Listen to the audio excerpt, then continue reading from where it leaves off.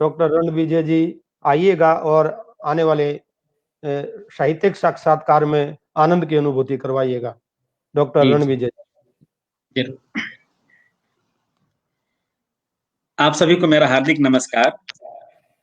और हमारे बीच हैं अंतर्राष्ट्रीय साहित्यकार और विशद लेखन करने वाले डॉक्टर संजीव कुमार जी। संजीव कुमार जी सिर्फ लेखक ही नहीं हैं, शिक्षाविद हैं और बेनामी संपत्ति के देश के बहुत बड़े वकील भी हैं। एक सफल प्रकाशक हैं, एक यायावर हैं और एक चिंतनशील व्यक्ति भी हैं, जो अनेक अनछुए पहलुओं पर हमारे बीच लेखन के रूप में लाते हैं और हम सब उनके लेखन को पढ़कर लाभान्वित होते हैं, प्रेरित होते हैं और कहीं न कहीं हम ऊर्जा से भर जाते हैं और कुछ नया करने को प्रेरित होते हैं। आदरणीय संजीव जी, आपका हार्दिक स्वागत है इस कार्यक्रम में, ग्लोबल हिंदी साहित्य शोध संस्थान के पटल पर और K24 न्यूज चैनल के इस कार्यक्रम में, जो देश ही नहीं बल्कि विदेश में भी बैठे हमारे चाहने वाले, आपके चाहने वाले और न्यूज चैनल से जुड़े लोग देख रहे हैं, सुन रहे हैं। आपका हार्दिक स्वागत है डॉक्टर संजीव कुमार जी। धन्यवाद रणविजय जी। मैं चाहूंगा कि आप कुछ लेखन के बारे में, और अभी मैं पाठक श्रोताओं को बता दूं कि अभी आप हमारे साथ अमेरिका से जुड़े हुए हैं। तो अमेरिका, पहले वहां के कुछ ताजा सूरत हाल, जो आज के दौर में हमारे देश में कोरोना के केसेस बढ़ रहे हैं और हम ऑनलाइन जुड़ रहे हैं आपसे। हम दिल्ली में बैठे हुए हैं, आप अमेरिका में बैठे हुए हैं, तो कुछ सूरत हाल कहते हुए कुछ आप अपने बारे में बताएं। देखिए, जहाँ तक वास्तविकता का सवाल है, कोरोना का जो प्रसार हो गया है और जिस तेजी के साथ में बढ़ रहा है इंडिया में, तो ये थोड़ा सोचनीय और चिंतनीय दोनों हैं। लेकिन अमेरिका में इतनी ज़्यादा विषद परिस्थिति नहीं दिखाई पड़ती और सारे काम काज जो है ना, वो सामान्य स्थिति से चल रहा है। मेरा जो प्रवास है वो न केवल मेरे बच्चों के साथ भेंट या उनके साथ समय बिताना है, बल्कि इस समय में हमें अवसर मिल रहा है कुछ और लिखने का, क्योंकि जो भी समय मिलता है उसमें हम कुछ न कुछ लिखते रहते हैं। अमेरिका हमारे लिए हमेशा से एक ऐसा स्थान रहा है कि जब भी हम आते हैं तो कोई न कोई रचनाएं जो हैं वो तैयार हो जाती हैं। तो जो कह सकते हैं कि ये हमारे लिए रचना कर्म का स्थान बन जाता है। जी जी, मुझे तो लगता है कि अमेरिका आपका दूसरा घर जैसा हो गया है कि साल भर 6 महीने के अंतराल पर आप एक बार वहां का दौरा कर लेते हैं और महीना 2 महीने रहकर कुछ जी नया लिख कर हम सबके बीच आते हैं। जी, एक्चुअली बात ये है कि हमारे तीनों बच्चे जो हैं अमेरिका में ही अपने व्यवसाय में लगे हुए हैं। तो साल में 2 बार कम से कम मैं ऐसा प्रयास करता हूँ। पिछले साल तो नहीं हो पाया, एक ही बार जा सका, लेकिन प्रयास यही रहता है कि साल में 2 बार जाना, बच्चों से और ग्रैंड चिल्ड्रन के साथ में थोड़ा समय बिताया जाए, तो उसका आनंद भी मिलता है और उस प्रवास पीरियड में कुछ ना कुछ लेखन कार्य भी हो जाता है। जी जी, मैं देखता हूँ कि वहां रहने के बावजूद भी अपने देश से जुड़े हुए हैं, देश में जो आपके चाहने वाले हैं उनसे जुड़े हुए हैं, सोशल मीडिया के माध्यम से लेखकों से जुड़े हुए हैं, जिनको आप प्रकाशित करते रहते हैं, जिनको आप पढ़ते हैं और जिनको आप फॉलो भी करते हैं। ये बहुत खुशी की बात है कि दूर रहकर भी हमारे बीच बने हुए रहते हैं। देखिए, सच्चाई ये है कि हमारा जो जुड़ाव है वो भारत से है, और चूंकि साहित्यिक क्षेत्र में हूँ तो साहित्यकारों से है और मित्रों से है, तो दूर रह करके भी दिल तो उनके पास ही रहता है और संपर्क और चर्चाएं और विमर्श तो चलते ही रहते हैं सबके साथ में। और जहाँ तक कामकाज का सवाल है, तो लेखन कार्य अपनी जगह पर है वरीयता में, लेकिन प्रकाशन के संदर्भ में जुड़े रहना पड़ता है कि कैसे चल रहा है, क्या चल रहा है। तो भारत के साथ जुड़ाव तो चलता ही रहता है, भले ही हम प्रवास पर हैं। अपना देश है। बहुत बढ़िया। जी। अच्छा, आपने 60 से भी अधिक पुस्तकें लिखी हैं, इसमें से अधिकांश काव्य संग्रह हैं आपके, और कुछ गद्य में भी आपने लिखा है, मुक्तिबोध पर लिखा है, और महादेव वर्मा जी पर भी लिखा है। तो इतना विशद लेखन आप कर लेते हैं, तो कैसे इतना व्यस्त जीवन में भी समय निकाल पाते हैं आप? ये आपका घूमना भी होता है देश विदेश में, आप बराबर यात्राओं में भी रहते हैं, फिर भी इतना समय कैसे निकाल लेते हैं, और इतना विशद अध्ययन और विशद विषयों को लेकर आप लिख पा रहे हैं, तो हमारे लिए बहुत प्रेरणा का स्रोत हैं आप। और हम सबको जिज्ञासा रहती है कि आखिर कैसे इतना आप समय का प्रबंधन कर लेते हैं और लिखने के लिए समय निकाल लेते हैं। पहली बात तो मैं ये कहूँगा कि कहाँ दिल जले को सुकून चाहिए, जुनून के लिए वो जुनून चाहिए। साहित्य लेखन हमारे लिए एक जुनून है, तो हमें जब भी मौका मिलता है हम उस जुनून के साथ जुड़ जाते हैं। वैसे भी हमारा जो लेखन कार्य है वो 1975 से प्रारंभ हुआ, जब मैं करीबन 15 साल का था। मेरी पहली कविता उस समय 15 साल की उम्र में प्रकाशित हुई थी। उसके बोल थे, पहली लाइन में बोलूँगा, प्राण तेरे प्राण की मैं एक इच्छा हूँ, द्वार पर तेरे खड़ी हूँ मैं प्रतीक्षा हूँ। ये मेरी पहली कविता प्रकाशित हुई थी 15 साल की उम्र में। और फिर उसके बाद 17 साल की उम्र में मेरी दूसरी कविता सरिता में प्रकाशित हुई, मेरे जीवन का मधुर काल बन गया मुझे अली महाभार। तो वहाँ से मेरी साहित्यिक यात्रा प्रारंभ होती है, और उस हिसाब से तकरीबन आप कह सकते हैं कि 40-45 सालों का लेखन कार्य रहा। लेकिन अपने व्यवसाय में, अपनी नौकरी में इतना जुड़े रहे, इतनी तल्लीनता के साथ, तन्मयता के साथ, कि प्रकाशित होने का अवसर ज़्यादा नहीं मिला और साहित्यिक जगत के साथ जुड़ाव भी नहीं हो पाया। लेकिन एक समय ऐसा आया जब लगा कि बहुत कुछ करना बाकी है, तो मैंने ये बजाज हिंदुस्तान के साथ मैं कार्यकारी निदेशक के तौर पर जुड़ा हुआ था, तो मैंने वहाँ से अवकाश ग्रहण करने का फैसला किया और लगा कि अब आगे के वर्ष जो है ना वो साहित्यिक सेवा में ही लगाने चाहिए।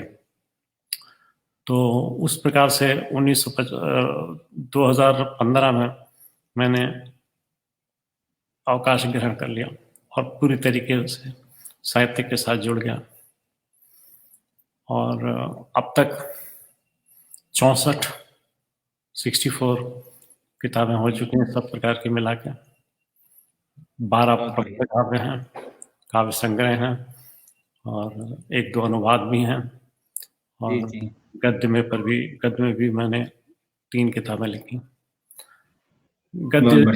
गद्य में प्रवेश करने का प्रयास है।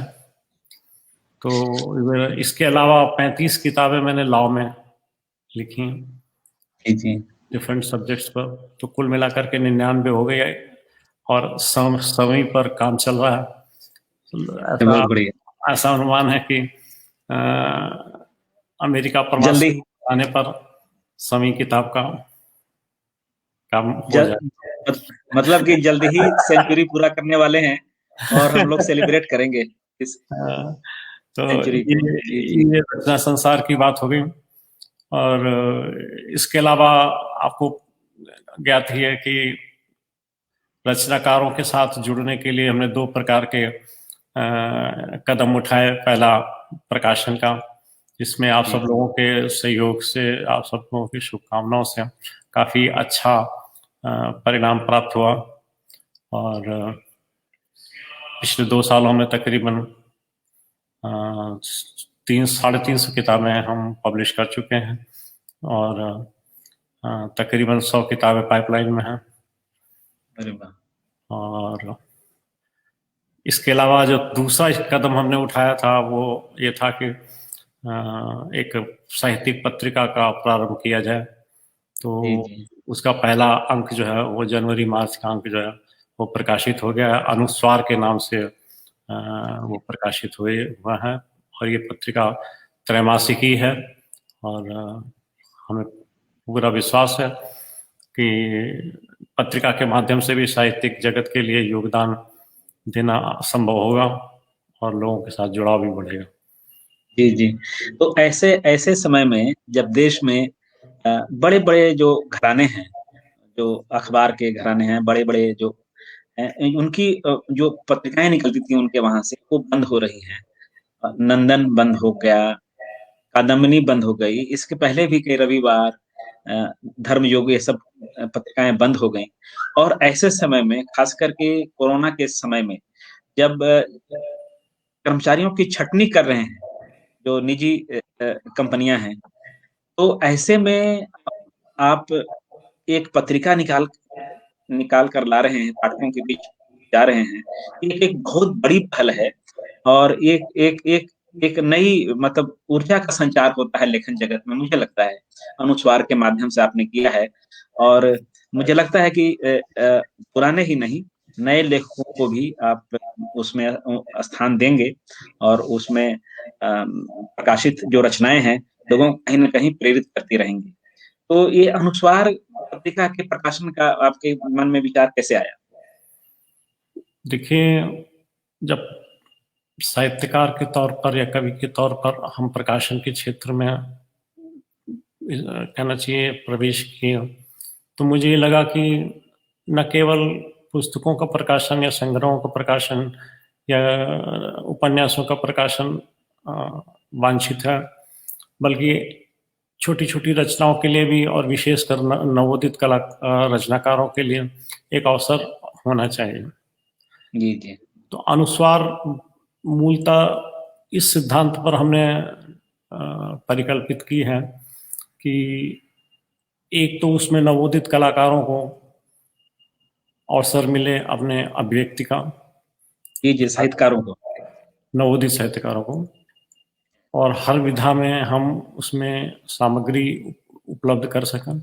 और साथ ही मैंने ये सोचा है कि एक विशिष्ट साहित्यिक व्यक्तित्व के बारे में भी उसमें कुछ चर्चा रखी जाए, ताकि लोगों को प्रेरणा का स्रोत मिल सके और उन्हें उस साहित्यकार के बारे में अपेक्षित जानकारी मिल सके।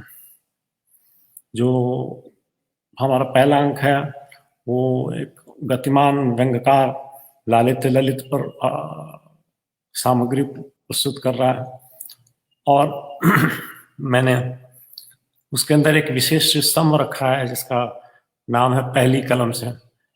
अच्छा, बहुत बढ़िया।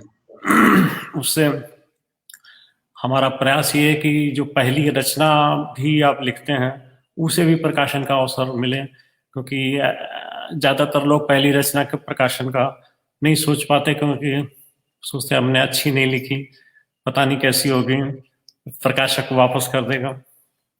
तो ये देश है कि अवसर मिलना चाहिए।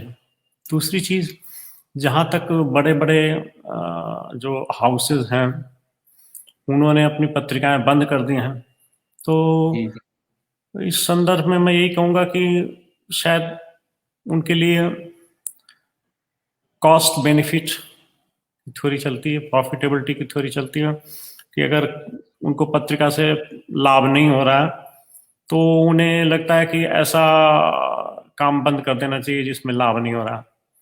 और जहाँ तक हमारा सवाल है, चाहे पत्रिका के स्तर पर हो या प्रकाशन के स्तर पर, हमारा लाभ का कोई भी उद्देश्य नहीं है, बल्कि जो भी सरप्लस हमारे पास उपलब्ध होता है छमाही स्तर पर, तो उस सरप्लस को हम अपने एनजीओ बीपीए फाउंडेशन को 100% ट्रांसफर कर देते हैं। तो प्रकाशन से या पत्रिका से हमारा कोई लाभ प्राप्त करने का उद्देश्य नहीं है, और इसीलिए हमने ये कदम उठाया कि अनुस्वार को प्रमोशित किया जाए। बहुत बढ़िया, बहुत एक स्वागत योग्य पहल है कि ऐसे समय में जब पत्रिकाएं बंद हो रही हैं, साहित्यिक पत्रिकाएं बंद हो रही हैं, तो आपका अनुस्वार का आना एक बहुत सुखद समाचार है हम सब पाठकों के बीच में, साहित्य प्रेमियों के लिए। तो एक बात मैं आपसे जानना चाहता हूँ कि आपने एलएलबी किया, एमकॉम भी किया है, और एक बहुत बड़े वकील भी रहे हैं देश के, और कई मतलब न्यायाधीशों से भी आपका वास्ता रहा है। तो मैं उस पहलू पर नहीं जाना चाहूंगा, लेकिन मैं ये जानना चाहता हूँ कि अब जहां आपका अध्ययन साहित्य से इतर इतर रहा, और उस नाते भी देखें तो आपका लगाव नहीं है साहित्य से, अध्ययन के रूप में अगर हम देखते हैं तो। लेकिन उसके बाद एक इतना विशद लेखन आपका रहा है साहित्य में, पद्य में भी गद्य में भी, तो कैसे प्रेरित हुआ, मतलब मन आपका कैसे इस ओर मुड़ा, साहित्य रचना, साहित्य लेखन की ओर? राव साहब, मैं यूं कहना चाहूंगा कि साहित्य मेरे लिए प्राथमिक है, फर्स्ट पहला प्यार है मेरा। तो साहित्य के साथ जुड़ाव या लेखन कार्य हमने तो 15 साल की उम्र से शुरू कर दिया था। तब तो मैं कानून के बारे में ABCD भी नहीं जानता था।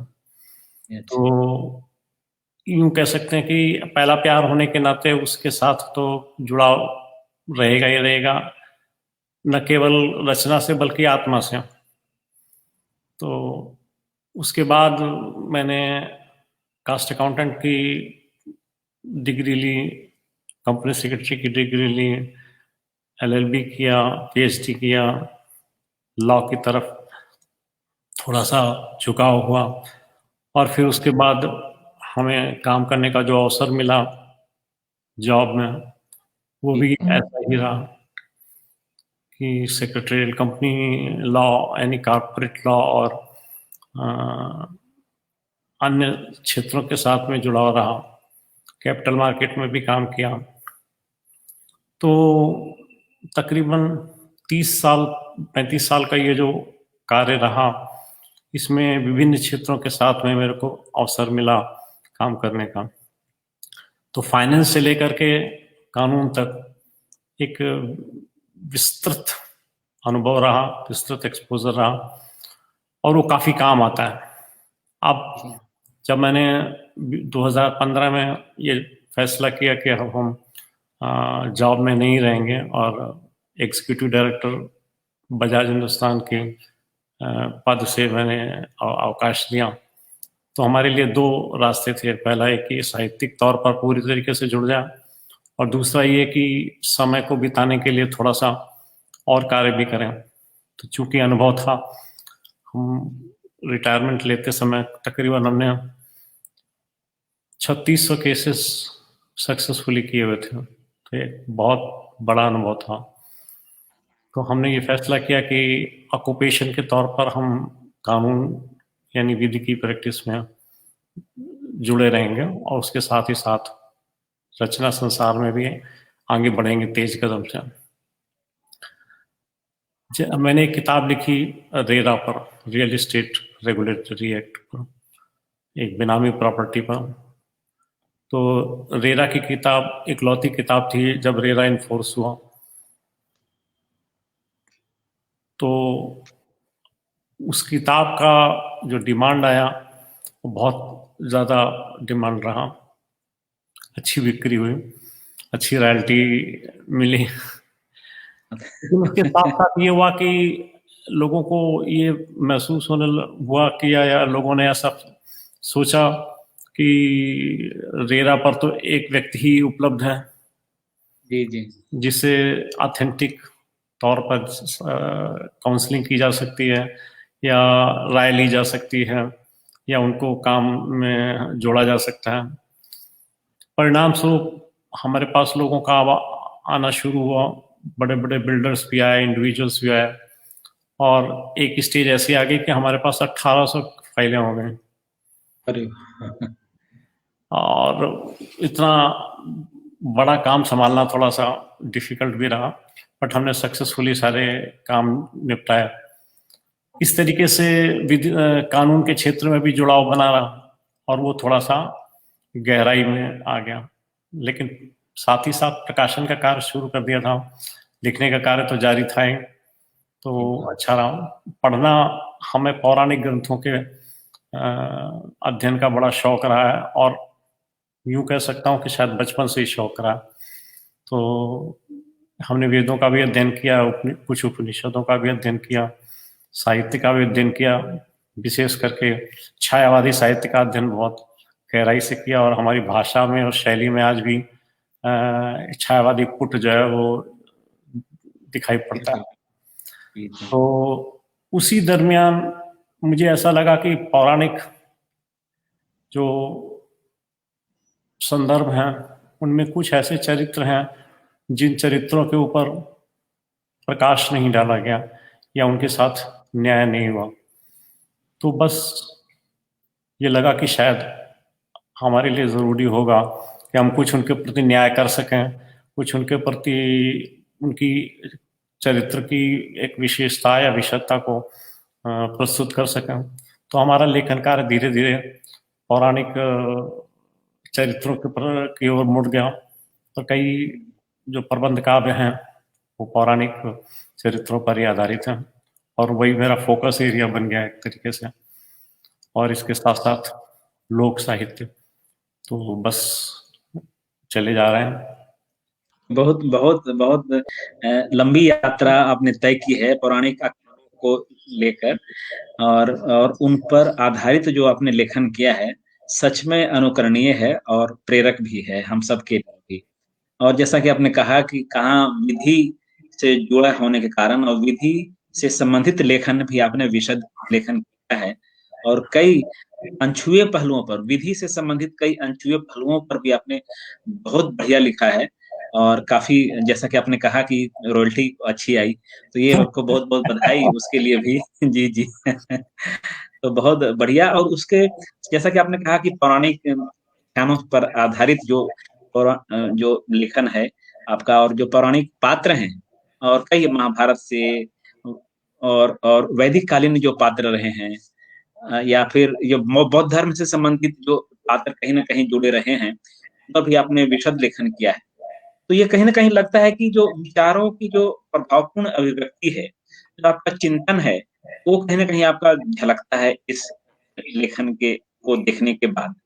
तो आपने किताब लिखी है चिंतन के पद, तो उसमें क्या है कि मैंने देखा कि जितनी पुस्तकें आपकी हैं उनके बारे में परिचय एक है, और बहुत अच्छा लगता है उनको पढ़कर, और उनको पढ़कर देखने पर ऐसा मालूम पड़ता है कि हमें पढ़ना चाहिए, उन पात्रों के बारे में जानकारी प्राप्त करनी चाहिए। तो एक चिंतन के पल जो जो आपकी पुस्तक है, इसके बारे में कुछ बताएं कि ये पाठकों तक पहुंचाने का क्या उद्देश्य रहा? कहीं ये पाठकों को अच्छी तरह से परिचित कराना, या फिर शोध जो ये हैं छात्र हैं उन तक पहुंचाना था ये इसका उद्देश्य? देखिए, बैकग्राउंड ये है कि कई शोध प्रस्ताव मेरे सामने आए, एक दो आगे बढ़ भी रहे हैं।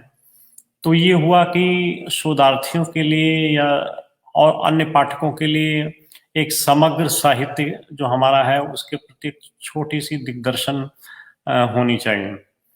तो मेरा हमेशा प्रयास रहा है कि जब हम कोई भी किताब लिखें तो उसकी भूमिका में, उसके आमुख में अपनी जो भी अभिव्यक्ति है उस पुस्तक में या उसके जो संदर्भ हैं उन पर जो भी चिंतन किया गया और जिसके आधार पर उसको तैयार किया गया या संकलित किया गया, या चारित्रिक विशेषताओं को लेकर के अगर किसी प्रबंध काव्य में हमने कुछ निरूपण किया है तो उसमें हमारी क्या सोच रही है, क्या चिंतन रहा है, क्या पृष्ठभूमि रही है, तो उसको हम कोशिश करते हैं कि भूमिका में या आमुख में जिसमें भी कहें उसमें ज़रूर लिख दें, ताकि पाठक को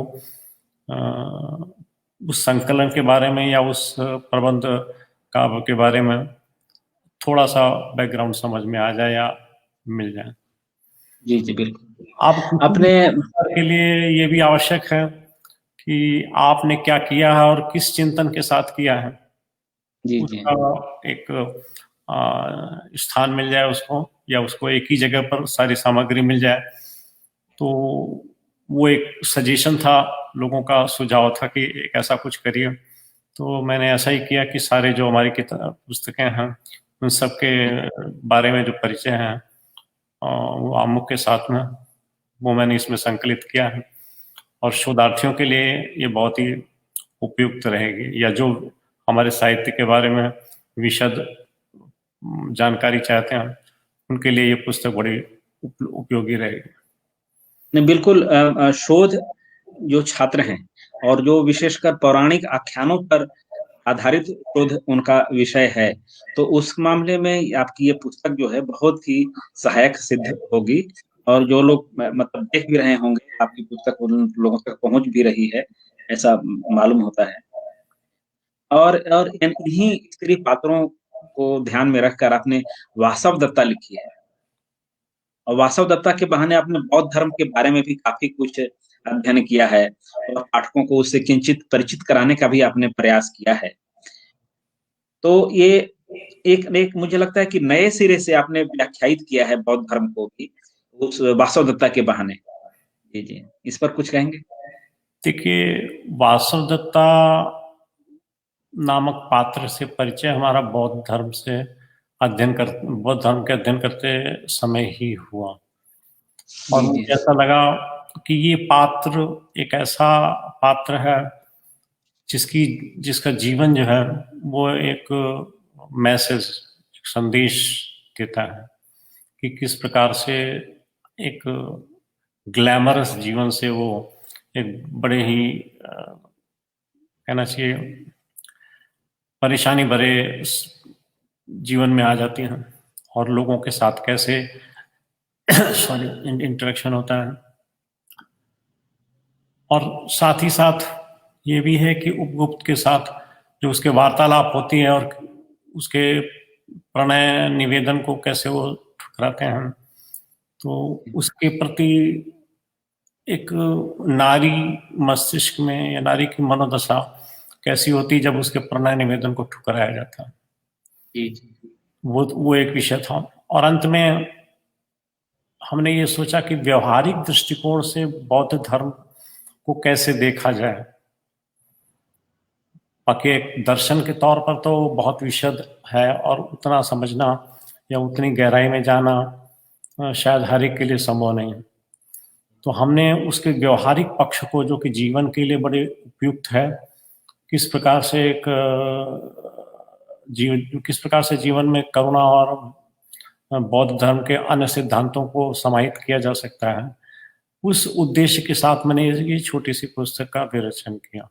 ये मेरी पहली प्रबंध कविता थी। बहुत बढ़िया, बहुत बढ़िया, वासव बहुत अच्छी दत्ता के पुस्तक है। जी जी जी वासव जी। दत्ता के बाद उर्वशी, तिष्यरक्षिता, माधवी और अब वर्तमान में अहिल्या पर जी जाना अच्छा। कार्य किया है।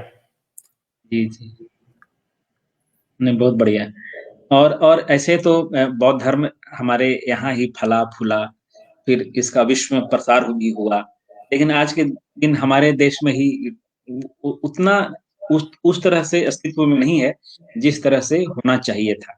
बाकी आसपास के राज्य, ये देशों में, श्रीलंका में है, और वर्मा में है, या फिर और दूसरे देशों में है, चीन में व्यापक रूप से है, जापान में है, लेकिन वो अलग विषय है, उस बारे में हम चर्चा नहीं करेंगे।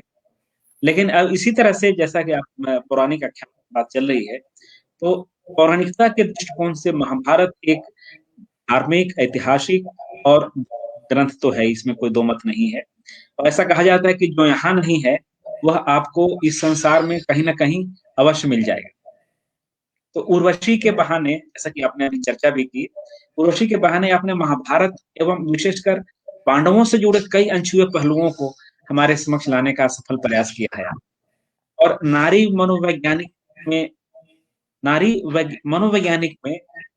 मनोवैज्ञानिक क्षमता के दृष्टिकोण से पुरुष से अधिक शक्तिवान है, ऐसा ऐसा आपने उस पुस्तक में आपने उल्लिखित किया है, लिखा भी है।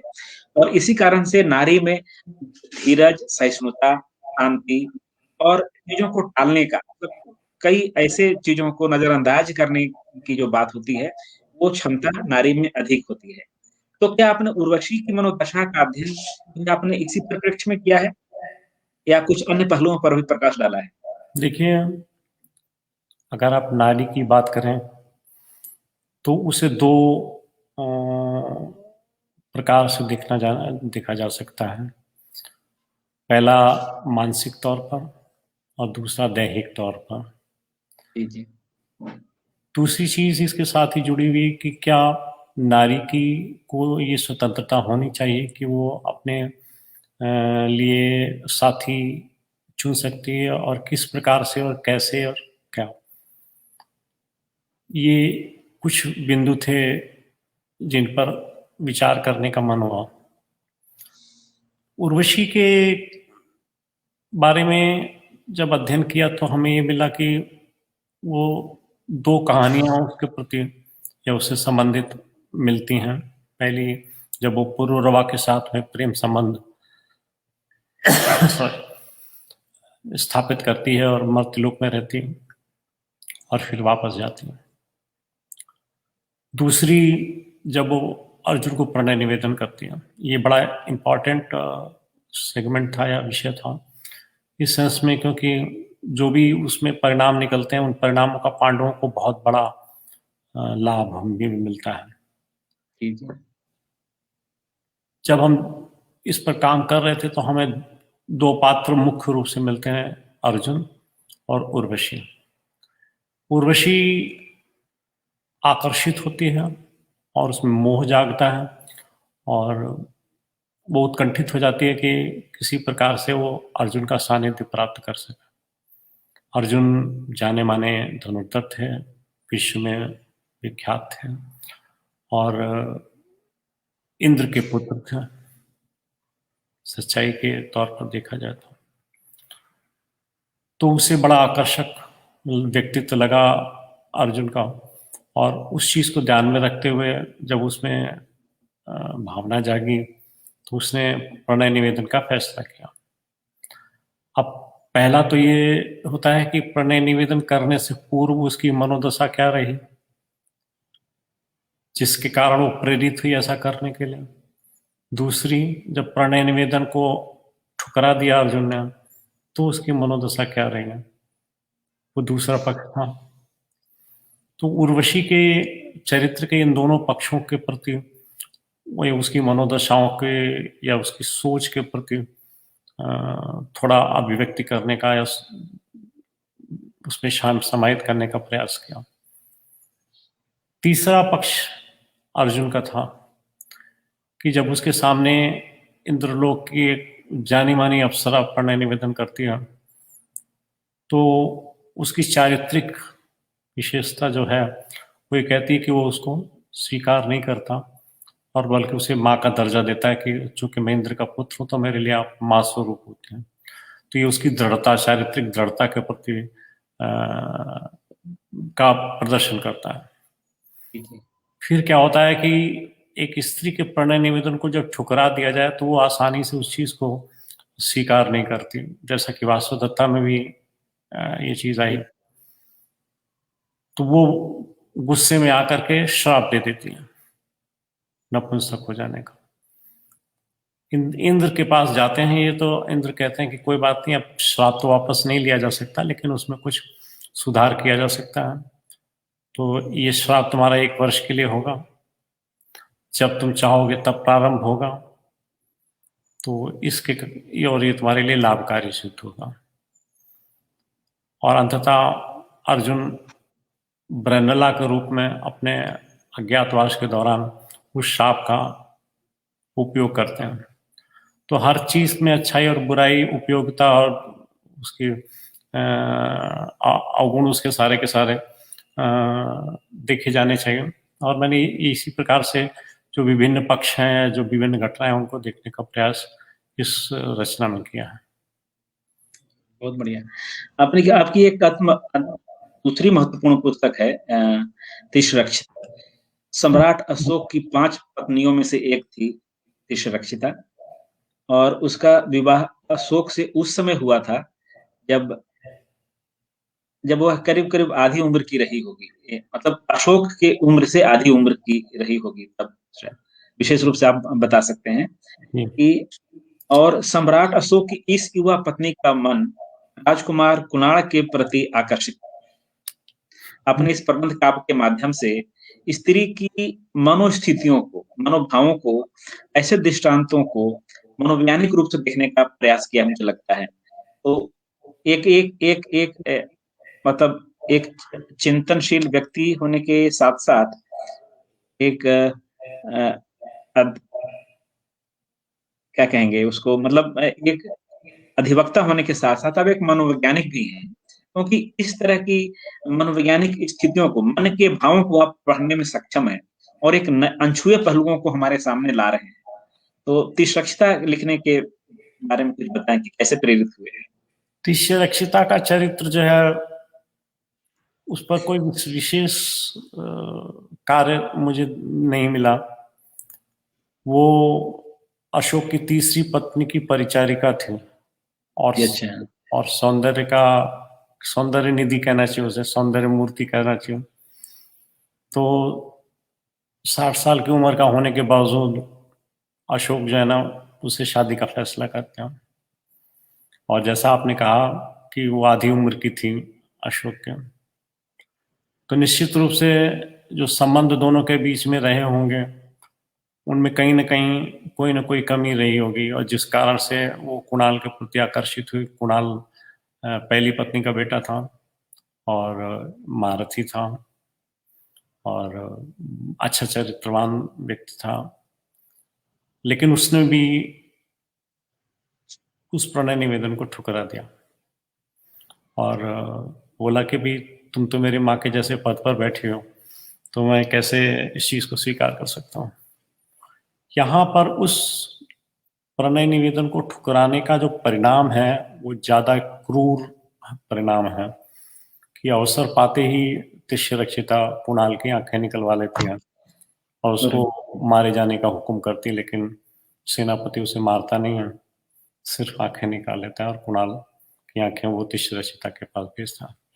तो इस जगह पर देखने को मिलेगा कि एक स्त्री के प्रणय निवेदन को ठुकराने पर कितना भीषण, कितना क्रूर परिणाम भी संभव है।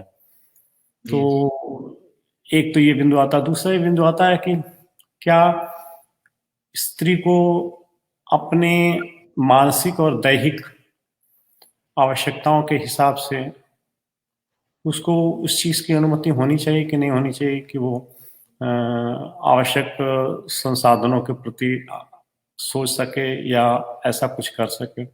ऐसे बहुत से केसेस मिलते हैं, अलग अलग प्रकार से चरित्र मिलते हैं, लेकिन यहाँ पर इम्पोर्टेंट था कि क्रूर परिणाम कितना हुआ, भयानक परिणाम कितना हुआ प्रणय निवेदन के ठुकराए जाने पर।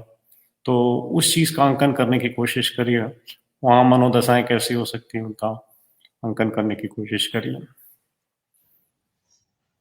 जी जी, बहुत बढ़िया। इसी तरह से आपने, मतलब पौराणिक आख्यानों की बात चल रही है तो मैं उस पहलू को भी, माधवी की भी चर्चा कर लूं तो थोड़ी देर के लिए। अपने राजा ययाति की विलक्षण सुंदरी पत्नी थी माधवी, और उस कथा को आपने माधवी पुस्तक में नारी के विभिन्न रूपों को रूपायित करने का आपने प्रयास किया है, सफल प्रयास किया है।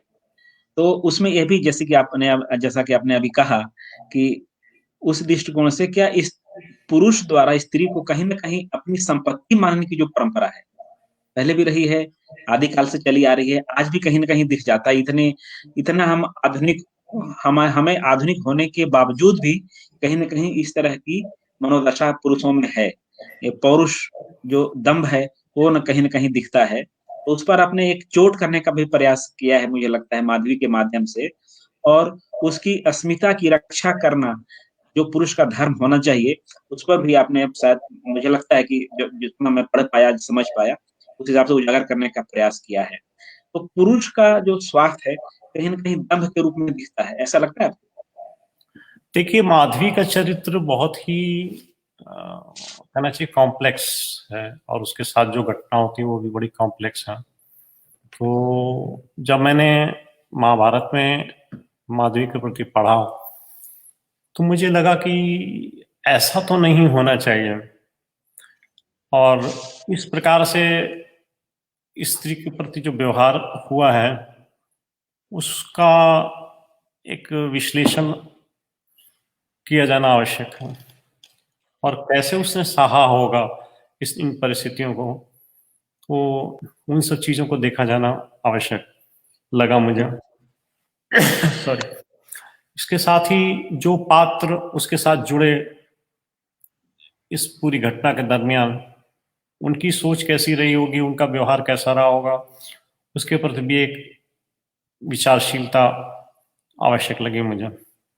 जी जी बिल्कुल।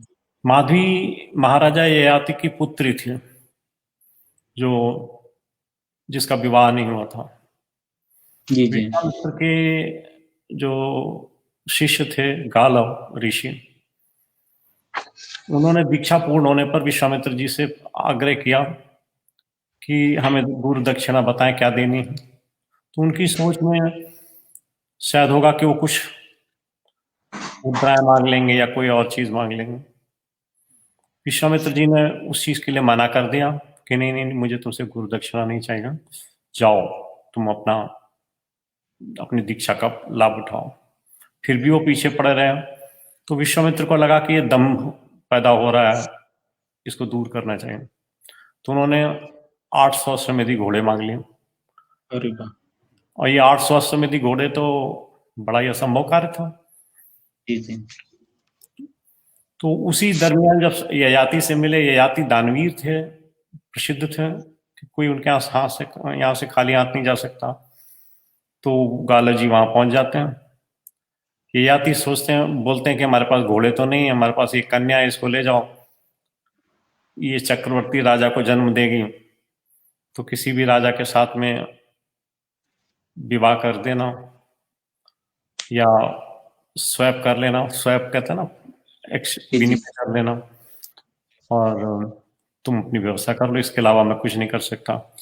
तो यहाँ बिंदु उठता है कि ऐसी चीज विश्वामित्र ने मांगी को जो दुर्लभ थी। दूसरी चीज कि ययाति ने अपनी पुत्री को वस्तु समझ करके दान कर दिया। एक राजा को, और वो भी मैच्योर्ड राजा को, अपनी पुत्री के साथ ऐसा व्यवहार करना चाहिए था कि नहीं करना चाहिए था, एक विषय हुआ। फिर गालव उसको लेकर के 3 राजाओं के पास जाता है और हर एक के पास 1-1 साल के लिए छोड़ता है, और 200 घोड़े उसको मिलते हैं विनिमय में। तो क्या स्त्री एक ऐसी वस्तु है जिसे इस प्रकार से विनिमय किया जा सकता है? क्या उसकी मनोदशा के बारे में विचार नहीं किया जाना चाहिए? और क्या ये न्यायोचित है कि 1-1 साल के लिए वो 3 जगह रहे और हर जगह 1-1 पुत्र को उत्पन्न जन्म दे करके और उस पुत्र को वहीं छोड़ करके चल दे? तो उसके वात्सल्य और ममता के पर कितना बड़ा कुठाराघात था। तो एक इश्यू था। और अंत में जब 600 घोड़े ही रह जाते हैं, 800 नहीं, तो वो विश्वामित्र के साथ एक वर्ष बिताती है और वहां पर भी एक पुत्र को जन्म देती है। इशू ये बनता है कि 4 पुत्रों को जन्म देने के बाद किसी के साथ में वो रह नहीं पाते, और अंततः ययाति के पास उसको वापस भेज दिया जाता है। ययाति उसको ऐसी दशा में स्वयंवर करके उसका विवाह करने का प्रयास करते हैं, लेकिन वो कुंठित होकर के, क्षुब्ध होकर के ये फैसला करती है कि वो विवाह नहीं करेगी और वो वनदेवी के साथ अपने बचे हुए जीवन को गुजारेगी। तो वो सबको निरस्त करके, सबको रिजेक्ट करके वन प्रवास पे चले जाते हैं। इस चरित्र के अंदर देखने की चीज ये कि कितना दुर्व्यवहार एक तरीके से हुआ माधवी के साथ में, और किस तरीके से उस दुर्व्यवहार में वो किस तरीके से उसने कैसे फैसले लिए, उसका जैसे कहते हैं ना यूज किया गया। तो वो एक वस्तु के समान जो है ना उसका प्रयोग किया गया, अब किसी उद्देश्य से या किसी लाभ प्राप्त करने के लिए या किसी आवश्यकता की पूर्ति के लिए, लेकिन उसका ध्यान किसी ने नहीं रखा, न उन 3 राजाओं ने, न विश्वामित्र ने, न गालव ने, और अंततः वो सारे के सारे स्वयंवर में आ गए उससे शादी करने के लिए। जी जी।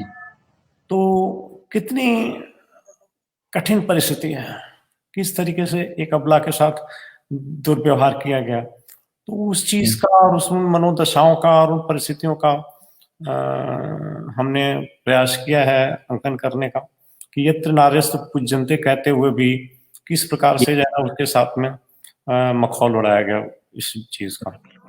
बिल्कुल सही। और इसी जी जी जी बोलिए। जी बस जी, जी।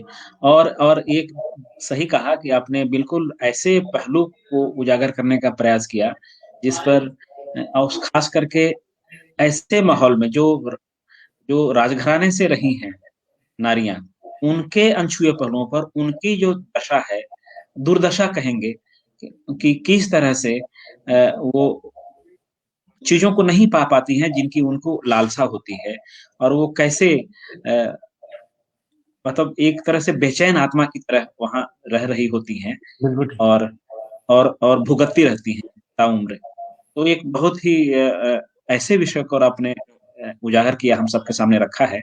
इसी तरह से मेरे हिस्से की धूप है एक एक आपका एक एक पुस्तक है और बेहतरीन पुस्तक है मैं कहूँगा कि और उसमें आपने मतलब एक जो आज के दौर में भी जो चल रहा है वैवाहिक यौनाचार जो चल रहा है और हिंसा का जो जो प्रभाव है सामाजिक तौर पर हमें देखने को मिलता है, वो उतना प्रभावित नहीं करता जितना कि शारीरिक और मानसिक रूप से प्रभावित करता है हम सबको। तो ऐसे में समाज के और विशेषकर स्त्री मन के इस भाव को वो किस तरह से जी रही होती है और किस तरह से चीज़ों को सँभालती है और आगे बढ़ती रहती है फिर भी। इतना सब कष्ट भोगने के बाद भी होने के बाद भी वह आगे बढ़ती रहती है, अपने जीवन को कभी रुकने नहीं देती है, कभी जीवन से हारती नहीं है। तो ये एक जो जिजीविषा है स्त्री के मन में, वो आपने भरपूर रखने की कोशिश की है। और और ये सब देखने के बाद, आपके इस इतने विशद लेखन को देखने के बाद, मुझे लगता है कि आपने एक केंद्र में आपके लेखन केंद्र में स्त्री विमर्श है और स्त्री विमर्श को बहुत ही सार्थक तरीके से आपने रखा है अपने पाठकों के समक्ष और हम सबके सामने। और खास करके पौराणिक जो महत्वपूर्ण स्त्री पात्र हैं, उनके अनछुए पहलुओं को हम सबके समक्ष रखकर इस विषय को केंद्र में ला दिया है। तो क्या स्त्री विमर्श भी आपके दिमाग में था कि इस तरह से हम स्त्री विमर्श को केंद्र में ला सकते हैं, बहस के केंद्र में? देखिए राव साहब, आपने बड़ा महत्वपूर्ण विषय उठाया। हम आज भी ये देख रहे हैं कि नारी की जो स्थिति है या उसके साथ जो व्यवहार है या उसको जो स्वतंत्रता मिली है या उसके पास जो शक्ति है, उन सारी चीज़ों में अभी बहुत कुछ बाकी है, बहुत कुछ बाकी है। और परिणाम स्वरूप स्त्री को एक कठिनाई भरा जीवन जीना पड़ता है। जी, जी। मैं पौराणिक चरित्रों के प्रति तो मैंने काम किया है या उन पर काम किया है, लेकिन मैं आपको ये बता दूं कि मेरी एक काव्य संग्रह है, मैं भी, मी टू, जी, जी। जिसमें मैंने तकरीबन 80 चरित्रों की घटनाओं को लिखा है या काव्य रूप में प्रस्तुत किया है। ये सारी घटनाएं मी टू मूवमेंट के साथ से जुड़ी हुई जो है, उन पर लिखा है। तो पौराणिक चरित्रों के साथ हमने वर्तमान परिस्थितियों में भी विश्लेषण करने की कोशिश की, उन जी, जी। मनोदशाओं को या किस प्रकार से उनके साथ में दुर्व्यवहार या यौनाचार किया गया, जो अनपेक्षित था, जो निंदनीय था। तो उसके प्रति मैंने उसमें 80 घटनाएं लिखी। जी, जी।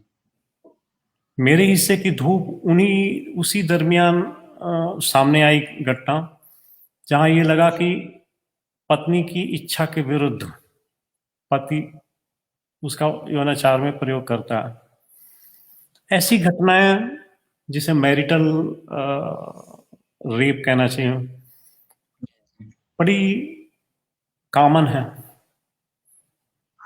जहां पुरुष अपने बल के प्रयोग पर द्वारा स्त्री के ऊपर बलात्कार करता है। जब ऐसी घटनाओं को देखा मैंने, तो मुझे लगा कि इसके ऊपर शब्द उठाना, कुछ आवाज उठानी चाहिए।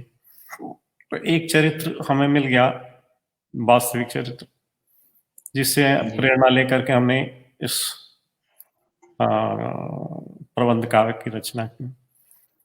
तो जी, बिल्कुल आरंभिक चर्चा के दौरान जैसा कि ग्लोबल हिंदी साहित्य शोध संस्थान के जो निदेशक हैं कामराज गुरुजी ने भी चर्चा की कि एक ऐसे चर्चा जो है ऐसे विद्वान हमारे साथ जुड़े हुए हैं जो और हमारा संस्थान जो है शोध से जुड़ा हुआ है और बहुत सारे देश विदेश के छात्र जो हैं, शोध छात्र जो जुड़े हुए रहते हैं, उनको उनके लिए निश्चित रूप से जो आपके विषय हैं, जो आपकी पुस्तकें हैं, उनके लिए सहायक सिद्ध होंगे शोध के क्षेत्र में। और वासवदत्ता, माधवी, त्रिसुरक्षिता की तरह ही आपने अंजिता, आकांक्षा, इंदुलेखा, अनुदामिनी, ऋतंभरा, ज्योत्सना, मधुलिका, मालविका, अपराजिता, दीपांजना आदि स्त्री पात्रों पर भी कलम चलाई है, जो कि खासा प्रेरक है। और इसके एक खामोशी की चीख भी है, जैसा कि आपने अभी आप बोल रहे थे कि मीटू पर भी हमने कलम चलाई है और 80 घटनाओं को आपने उस पुस्तक में उल्लेख किया है। तो एक खामोशी की चीख भी है, जो जो लगता है कि आप स्त्री मन है। खामोशी की चीख बहुत महत्वपूर्ण है और बहुत जल्दी आने वाली की स्टेज पर रही है, प्रेस में है। खामोशी की चीख कश्मीर की ऐसी ही घटनाओं पर आधारित है। जी जी।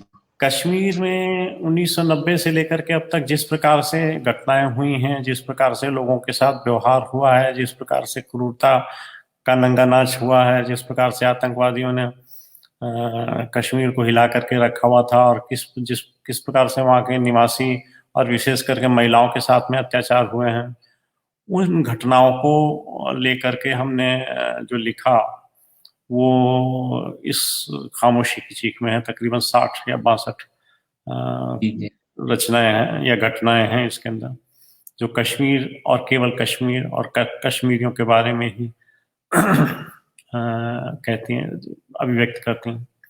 इसमें दोनों पक्ष हैं, वो पक्ष भी शामिल हैं जो कश्मीर छोड़ करके विस्थापित अवस्था में जी रहे हैं, और वो भी जो कश्मीर में ही रह रहे हैं और यातनाएं सह रहे हैं या परेशानियां सह रहे हैं। आशा है लोगों को पसंद आएगी। शीघ्र ही हफ्ते 10 दिन के अंदर ये अमेज़न पर उपलब्ध होंगे। बिल्कुल, बहुत बहुत सच में ऐसे विषयों पर आपने कलम चलाई है जिस पर आमतौर पर लोग हिम्मत नहीं कर पाते हैं, तो इसके लिए आप सच में बधाई के पात्र हैं। और अब थोड़ा साहित्यिक विषयों से हटकर हम देखते हैं कि आप देश विदेश में घूमते रहते हैं। अब एक यायावर हैं, एक बार में एक देश की यात्रा नहीं करते, एक बार में मतलब दर्जन के हिसाब से कम 3 देशों की यात्रा जरूर करते हैं। जैसा कि मुझे लगता है कि प्रधानमंत्री भी आपसे प्रेरित होकर ही विदेश की यात्राएं करते हैं। जी जी। नहीं, प्रधानमंत्री जी अन्य देशों के साथ अपने संबंध सुधारने के लिए और देश के लाभ के लिए यात्राएं करते हैं। और मेरा उद्देश्य जो रहता है उस देश में जाना, वहाँ की जो भौगोलिक विरासत है या जो सांस्कृतिक विरासत है उसके प्रति ज्ञान प्राप्त करना। तो दोनों के उद्देश्य अलग अलग हैं। मेरा तो जिज्ञासु के तौर पर जाना होता है और उनका एक देश के प्रधानमंत्री नायक के तौर पर। ये मेरा शौक रहा है घूमना फिरना, और मैंने धार्मिक यात्राएं भी करी हैं, धार्मिक पर्यटन भी किया है, और साथ ही साथ एक सांस्कृतिक पर्यटन भी किया है। तो जब भी मौका मिलता है मैं कोशिश करता हूँ कि किसी नए देश के प्रति जानूं, समझूं और वहाँ पर जाऊं। विशेषकर अमेरिका जाना होता है तो बीच में ब्रेक जर्नी करके हम यूरोप के किसी 1-2 देशों के पर में विजिट कर लेते हैं, तो समय का सदुपयोग भी हो जाता है और साथ से ना नई जानकारी, नया ज्ञान भी प्राप्त हो जाता है। तो कामना यही है कि ये जारी रहे और नए नए देशों के में जाकर के उनके बारे में जानना हमारा बहुत बढ़िया उद्देश्य बना है। सबसे ज्यादा कौन सा देश आपको आकर्षित करता है और क्यों? देखिए, हर देश की अपनी विशेषता, सांस्कृतिक विशेषता है।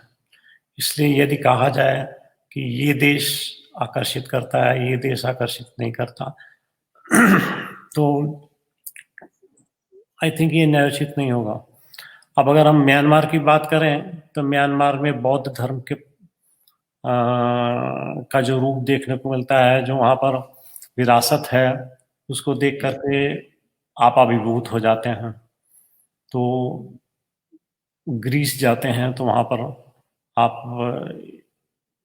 वहाँ की ग्रीक सभ्यता के प्रति जो ज्ञान है वो प्राप्त होता है और किस तरीके से उन लोगों ने शिल्प कला में काम किया है। जी। अब अगर आप मॉरिशस जाते हैं तो वहाँ पर आपको देखने को मिलता है किस प्रकार भारतीयों ने जाकर के वहाँ अपना स्थान बनाया है, किस प्रकार से हिंदी का वहाँ पर बोलबाला है। और दूसरी चीज़ कि नेचुरल ब्यूटी, प्राकृतिक जो सौंदर्य है वो कितना अच्छा है, कितना आँखों को संतुष्ट करने वाला है और कितना यादगार के तौर पर आपके मस्तिष्क में रहने वाला है। उसी तरह अगर आप पुर्तगाल जाते हैं तो वहाँ एक अलग माहौल मिलता है। स्विट्जरलैंड जाते हैं तो वहाँ की नेचुरल ब्यूटी देखते हैं। ऑस्ट्रिया जाते हैं तो वहाँ की नेचुरल ब्यूटी देखते हैं। तो इस तरीके से हर कंट्री का अलग अलग स्थान है। कहीं पर प्राकृतिक सौंदर्य की बात है तो कहीं पर ऐतिहासिक इमारतें देख करके आपको अच्छा लगता है, कहीं पर कुछ थोड़ा धार्मिक सा दिखता है। जैसे लंका की यात्रा में हमने जो 5 रामेश्वर हैं उनमें से 4 रामेश्वर जो हैं वो श्रीलंका में है, तो हमने उनकी यात्रा करी। और दूसरे साथ ही न्यूयरा जैसी जगहें देखी जो प्राकृतिक सौंदर्य से पटी पड़ी हैं। तो इस तरीके से हर जगह पर अलग अलग है और इसके लिए एक यूनिवर्सल शब्द नहीं कहा जा सकता, बट ये है कि जितना देखते रहो उतना अच्छा है। जी जी, बिल्कुल बिल्कुल सही। आपका ज्ञान बढ़ता है और आपको एक आत्मिक शांति भी मिलती है देख करके। जी जी, आपकी जीवन संगनी है डॉक्टर मनोरमा जी, वो भी आपके साथ बराबर आपके कामों में, आपके कार्यों में, आपकी लेखनी में हर तरह से एक साया की तरह आपकी जिंदगी में हैं और जुड़ी रहती हैं। और इंडिया नेटबुक्स प्राइवेट लिमिटेड की सीईओ भी हैं, चीफ एग्जीक्यूटिव ऑफिसर भी हैं। तो उनके बारे में कुछ बताएं कि किस तरह से आपको सहयोग करती हैं, प्रेरित करती हैं, मार्गदर्शन करती हैं, क्या किस तरह से बताएं आप कुछ। डॉक्टर साहिबा जो है वो वास्तविक तौर पर वो हिंदी की परास्नातक हैं, हिंदी और शिक्षा शास्त्र की परास्नातक हैं, और उन्होंने शिक्षा शास्त्र में ही शोध कार्य भी किया था पीएचडी के लिए। और उनका जुड़ाव हिंदी के साथ शुरू से बना रहा और वो संस्कृत टीचर के तौर पर वो अंत में रहे। और जब उन्होंने देखा कि मैं अवकाश ग्रहण कर रहा हूँ तो उन्होंने भी वीआरएस ले लिया अपने सेवा काल समाप्त होने के पहले ही, ताकि वो मेरे साथ जुड़ जाए। प्रकाशन का कार्य वस्तुतः उनकी प्रेरणा से ही शुरू हुआ। दूसरी चीज, उनका सबसे बड़ा कंट्रीब्यूशन हमें संस्कृत सिखाने में रहा, और उसी के परिणाम स्वरूप हम महाकवि कालिदास की मेघदूतम का काव्य अनुवाद कर पाए यक्ष कथा के तौर पर जाए। तो संस्कृत सीखी मैंने उनसे, और वो अभी भी मेरे को इस बारे में सहयोग देती रहती हैं। मैं जो भी लिखता हूँ उसके प्रति उनकी जो टिप्पणी होती है वो हमारे लिए महत्वपूर्ण होती है। उन्होंने भी लेखन कार्य में रुचि ली है और 4-5 पुस्तकें उनकी आएंगे। एक नागार्जुन पर उन्होंने लिखा है, कबीर के आध्यात्मिक पक्ष पर उन्होंने लिखा, एक अटल बिहारी वाजपेयी पर लिखा, और एक हमारी किताब है गुंजन, प्रबंध काव्य है हमारा गुंजन, जो एक तरुणाई की अवस्था में, गुंजन में जो विषय है वो ये है कि तरुणाई की अवस्था में आदमी कैसे प्रेम में पड़ जाता है और किस प्रकार से उसकी परेशानियां होती हैं, क्या क्या उसको मानसिक तौर पर झेलना पड़ता है, वो गुंजन का विषय है। तो उस पर भी उन्होंने एक आलोचनात्मक ग्रंथ लिखा है और हमारे गुंजन को जयशंकर प्रसाद के आंसू के साथ कंपेयर किया।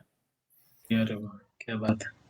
तो इस तरीके से उनका सहयोग हर क्षेत्र में बना रहता है, और सीईओ के तौर पर वो प्रकाशन का कार्य भी देख रहे हैं। मुझे लगता है कि अब समय हो गया है और कामराज को जी हमारे साथ जुड़ चुके हैं। मुझे लगता है कि 2-4 मिनट और समय है। जी जी जी जी जी, एक बहुत ही बेहतरीन चर्चा हुई, और जैसा कि संजू जी ने बताया, और इस तरह से मैं इनकी लेखनी पर एक नजर मैंने डाली थी कि, और सारी करीब पौराणिक आख्यानों पर जो स्त्री विमर्श का केंद्र है इनके लेखनी में, वो सब कुछ उजागर हुआ है। और ये कामराज गुरु जी मैं बताऊं कि एक इनका ऐसा प्रकाशन संस्थान है, और बहुत ही कम समय में, इंडिया नेटबुक्स प्राइवेट लिमिटेड, जो बहुत ही कम समय में जी और करीब 200 से ज्यादा लेखकों को जोड़ चुके हैं मुझे लगता है।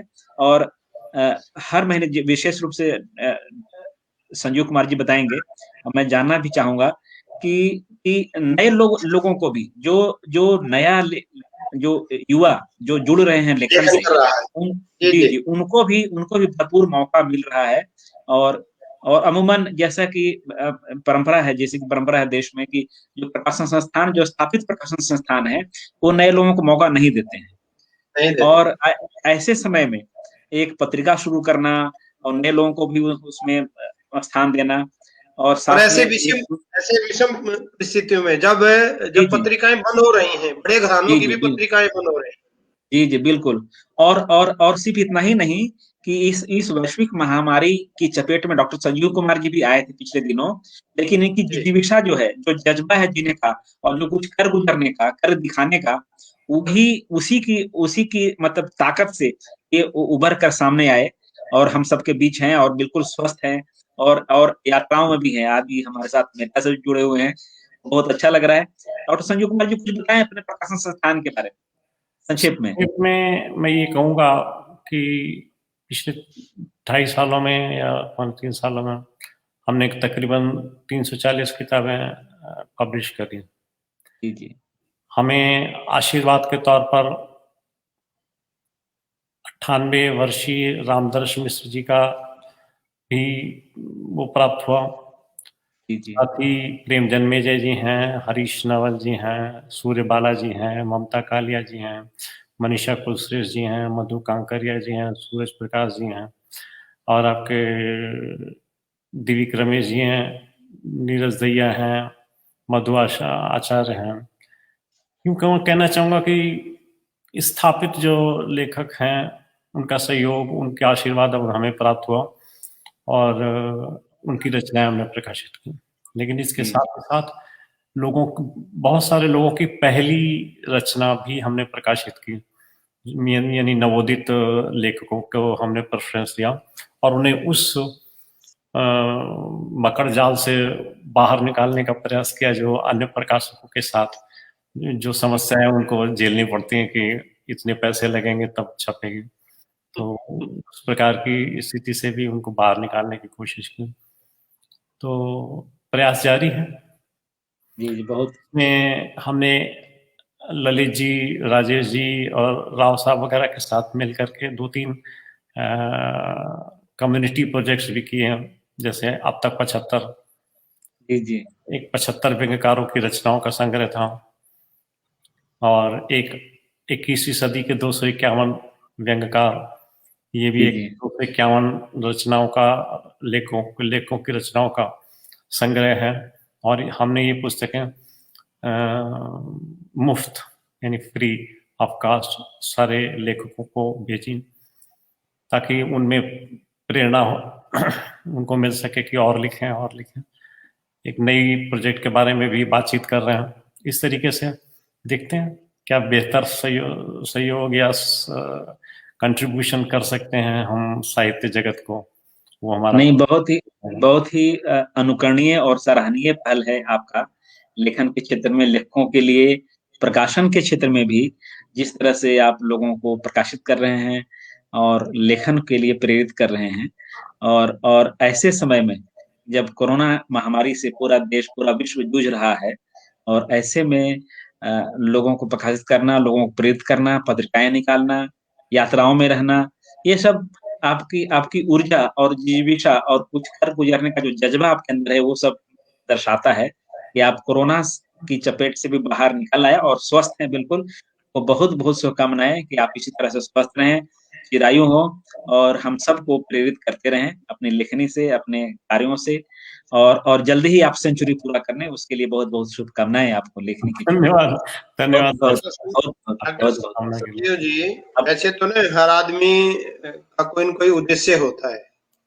जब कोई अपना व्यापार शुरू करता है तो सबसे पहले वो अपने व्यापार में लाभ की बात सोचता है कि इसमें लाभ कितना होगा और कहां से होगा और कैसे होगा। मैं पहला ऐसा कोई प्रकाशन का नाम सुन रहा हूं जो बगैर किसी लाभ के और बगैर किसी द्वेष के और नवोदित जो नए जो हमारे जो रचनाकार हैं, साहित्यकार हैं, लेखक हैं, उपन्यासकार हैं, उसको आप बगैर किसी झंझट के, बगैर किसी लाग लपेट के, साधारण भाषा में बात इसलिए कर रहा हूं कि प्रकाशक जल्दी से हाथ रखने नहीं देते। और आप ऐसे विकट समय में, ऐसे विपरीत समय में, वैसे तो जब हम अगर विपरीत समय की बात करते हैं तो मध्यकाल के उन संतों से हम अगर बात लें कि विकट और विपरीत समय में उन्होंने साहित्य को बहुत कुछ दिया है। आज वही परिस्थितियां भी हमारे देश में नहीं, पूरे विश्व में है। और इसी विषम और विकट परिस्थितियों में आप साहित्य रचना कर रहे हैं, प्रकाशन को एक नए मुकाम तक पहुंचाने का काम कर रहे हैं। और एक पत्रिका जो आप संचालन कर रहे हैं, कहने का अभिप्राय ये है कि आप पत्रिका निकाल रहे हैं, ये सबसे कठिन काम है। अपने पास से सारी चीजें इकट्ठा करना आसान है, और ये घर घर से चीजें इकट्ठा करके उसको इकट्ठा करके जोड़ के आगे भेजना, ये सबसे कठिन काम है। आपको बहुत बहुत साधुवाद। और आज के इस कार्यक्रम में लगभग 1000 लोगों ने आपको सुना है। क्या बात। और यूरोप के अन्य देश इसमें, अमेरिका इसमें, कनाडा इसमें, ऑस्ट्रेलिया, न्यूजीलैंड, और अगर अलग अलग देशों की बात करूं तो बहुत सारे देशों के लोग आपके साथ इस कार्यक्रम को सुन रहे थे, और उन्होंने कुछ कमेंट्स भी डाले हैं। और हर एक साहित्यकार यही समझता है, यही सोचता है कि साहित्य में जिंदा क्या है, और साहित्यकार की लेखनी चल किस पर रही है, उसका उद्देश्य क्या है। मतलब एक जो सांस्कृतिक जो हमारी विरासत है, उसको कौन जीवित रख रहा है। भारत के उस सब जो चारों दिशाओं की जो बात करता है, उसमें कश्मीर का मुद्दा है, उसमें नए साहित्य की बात है, नए साहित्यकारों की बात है। आपने हर पहलू को छुआ है, हर पहलू पर आपने लिखा है। साधुवाद है, निश्चित है। इस बाजारवाद के युग में आप इस प्रकार की बात कर रहे हैं, और उपभोक्ता आपको दूर दूर तक पाठक नजर नहीं आ रहे हैं, क्योंकि विकट समय है। और इसमें भी आप लोगों तक ये बात पहुंचा रहे हैं, ये बड़ी बात है। और निश्चित है आज की इस संवाद में, आज के साक्षात्कार में नई संभावना का उदय होगा, और कुछ लोग और आपके साथ जुड़ेंगे, कुछ लोग और आपके साहित्य को और जोड़ेंगे, और जरूर उस पर शोध कार्य भी होगा, और विश्वविद्यालयों तक भी वो बात पहुंचेगी। और ये आवाज जो आज रणविजय और डॉक्टर संजीव की लोगों ने सुनी है, तो लोग इस पर मंथन भी करेंगे, चिंतन भी करेंगे, और फिर विमर्श भी होगा। आपको बहुत बहुत साधुवाद, बहुत बहुत धन्यवाद। एक बार फिर आप ग्लोबल हिंदी साहित्य शोध संस्थान के पटल पर आए, और K24 न्यूज लाइव पर जो कार्यक्रम आपने दिया, उसके लिए आपका बहुत बहुत आभार। अगले कार्यक्रम के लिए फिर आपको आमंत्रित करेंगे। जय हिंद, जय भारत। कभी भी, बहुत बहुत एनी टाइम। बहुत बहुत धन्यवाद, धन्यवाद गुरु जी।